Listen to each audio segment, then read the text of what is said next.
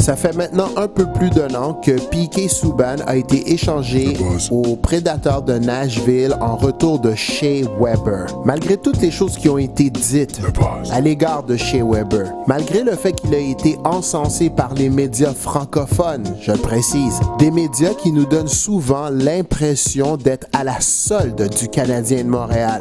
On nous a vanté le leadership de Shea Weber. On nous a également parlé de son jeu robuste. Mais les soi-disant journalistes à RDS et à TVA ont oublié de nous dire à quel point il était lent. Slow. À un tel point qu'aujourd'hui, on se demande si Bergevin s'est pas fait avoir dans cet échange-là. C'est sûr. L'échange de Piquet, les Montréalais l'ont encore sur le cœur. À part quelques-uns qui pensent encore que l'échange est une bonne échange, parce que Piquet était soi-disant une pomme pourrite dans le vestiaire et qui trouvent toutes sortes de raisons irréalistes pour détester Piquet. La plupart des Montréalais sont pas dupes, se rendent bien compte que Bergevin s'est fait fourrer. À voir. Le problème avec Bergevin, c'est qu'il ment tout le temps. Tout le temps. Il dit une chose et fait le contraire. Il nous a promis qu'il allait pas échanger Piquet, alors que tout le monde sentait qu'il y avait quelque chose qui allait pas. En début de saison, Bergevin nous a affirmé que sa défensive était meilleure cette année que l'an dernier. Ouais, c'est sûr. Après seulement 4 matchs, Piquet Subban, à lui seul, a plus de points que tous les joueurs du Canadien combinés ensemble. Le Canadien a plus d'attaque et encore moins de défensive. Le Canadien de Montréal, c'est l'équipe de notre enfance.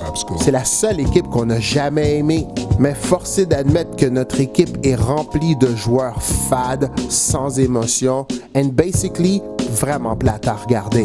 Bergevin nous donne l'impression d'être un homme hyper émotif. Il nous donne aussi l'impression d'être un homme guidé par ses émotions. Et nous, à Montréal, on est pris avec des médias comme RDS puis TVA qui n'osent pas dire un seul mot contre l'organisation du Canadien de Montréal.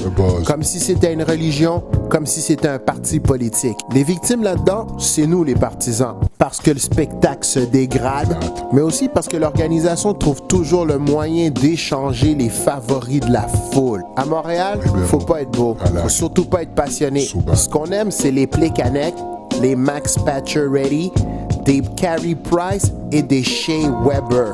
Ce qui est triste, c'est de regarder les soi-disant joueurs journalistes à RDS, l'antichambre, à TVA, Morissette, essayer de justifier l'échange de Piquet, sachant très bien que tout le monde a foiré.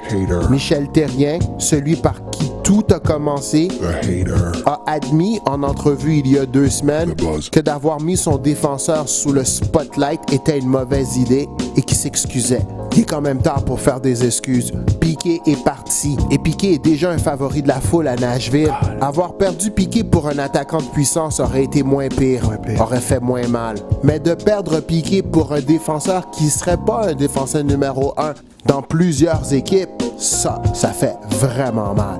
Bergevin, lui, de son côté, continue le massacre en règle de notre équipe. Croyez-vous que Bergevin va terminer la saison à Montréal? Allez-vous continuer à supporter le Canadien de Montréal? C'est la question que je vous pose. Vous pouvez venir me rejoindre sur ma page Facebook jamesteller.ca ou sur ma page Abs and Hockey Buzz. C'était James Teller sur jamesteller.ca.